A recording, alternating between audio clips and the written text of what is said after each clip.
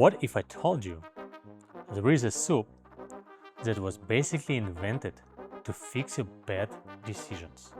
Today we're making Selianka, a soup so bold and chaotic it feels like someone threw an entire deli into a pot. And it worked. But where did it come from? And why does it taste like a flavor explosions with no rules? Selianka dates back to around the 15th century in regions of what is now Russia. Originally, it was called Selianka. That word comes from selo, meaning village. So this was literally a village dish. This wasn't invented by chefs, that was invented by people who opened their fridge and said, "We're not wasting anything." People would take leftover meats, combine them with the pickles, herbs, and brine. By the 18th century, Selianka made its way into taverns. And that's where things get serious. Because taverns needed something cheap, filling, and most importantly, something that pairs very well with alcohol. And just like that, Selianka became a lifestyle. So tell me, where have you seen Selianka? In Russia? In Ukraine? In Kazakhstan? Or Eastern Europe? Or maybe your grandma's kitchen? Let me know in the comments. This soup has traveled. But enough history. Let's go to the kitchen and build this legendary recovery system. Today, we're not just cooking soup. We're assembling a flavor army. Beef, smoked sausage, cooked sausage, onions, tomato paste, pickles, green onions, parsley and dill, sour cream, black olives, lemon and salt. First, boil the beef. Low and slow, and don't throw the broth. It's our foundation. Meanwhile, onions into the pan.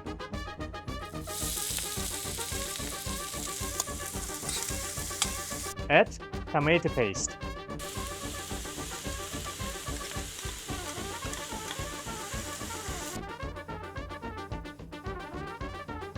Fry until your kitchen smells like you actually know what you are doing. And while this is cooking, let's talk about why this village soup conquered half of the world. Selianka spread across Eastern Europe and Central Asia, changing everywhere it went.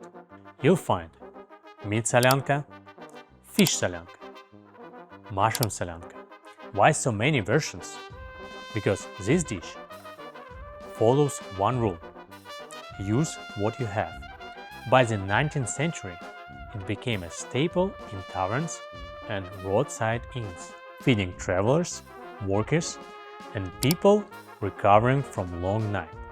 Basically, Selianka was the original reset button. Before coffee, before energy drinks, and before apologize. Alright, enough talking. Let's turn chaos into soup. Now we cut everything small.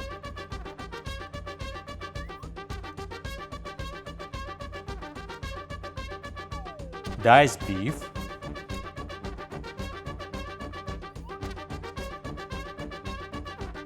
smoked sausage,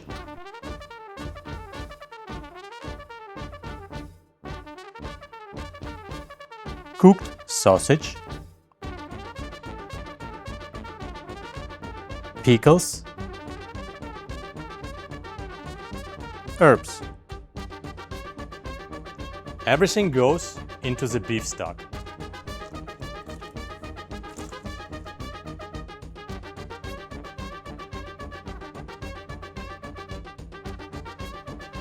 Add fried onions with tomato paste.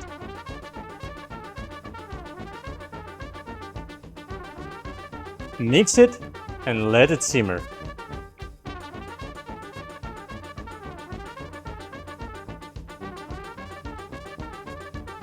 salted carefully. Because pickles and olives already doing a lot of work. And while this dish is coming together, let me tell you why this soup has a reputation. Solyanka is not just food, it's a part of social culture. It's often served after celebrations, during gatherings, or the morning after. Yes, Selianka is widely known as a hangover cure because it's salty, which restores balance, sour, which wakes your system, and rich, which gives you energy. Doctors may not prescribe it, but grandma's 100% approval rate. The original name, Selianka, comes from selo, which is village, as we know. But over time, it became Selianka, and many people connected to salt, which is salt. Which honestly makes sense, because this soup does not hold back. Alright, the moment of truth. Serve it hot. Add sour cream,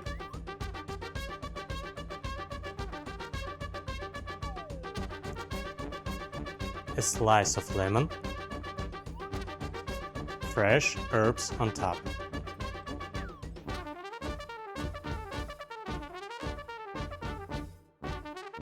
So tell me, would you try this? Pickles, olives, lemon, meat in one soup? Sounds crazy, but watch this.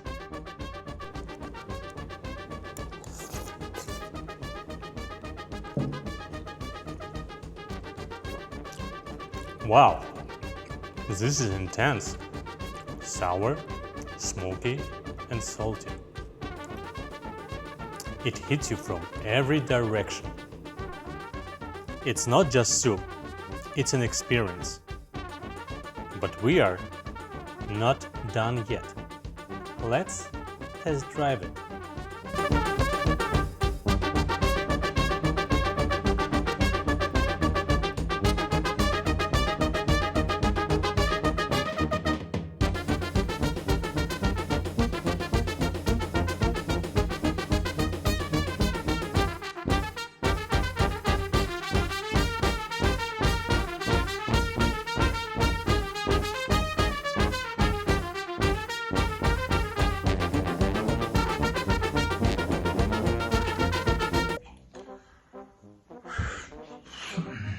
Good morning, everyone. Or maybe good afternoon. What a night. Same soup, different situation.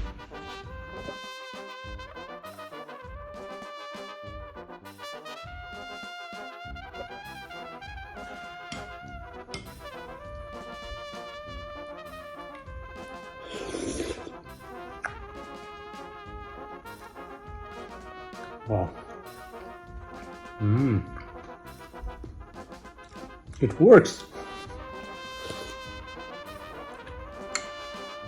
It works.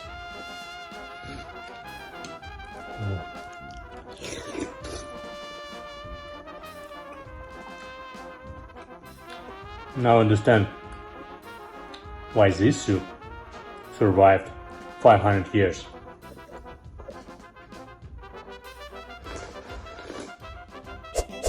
If you enjoyed this episode, like, subscribe, and tell me in the comments what dish should we explore next. Because in the next episode, we're cooking another nomadic dish with a story that travels even further. See you next time on High Story Cooking Classes. New episodes every week.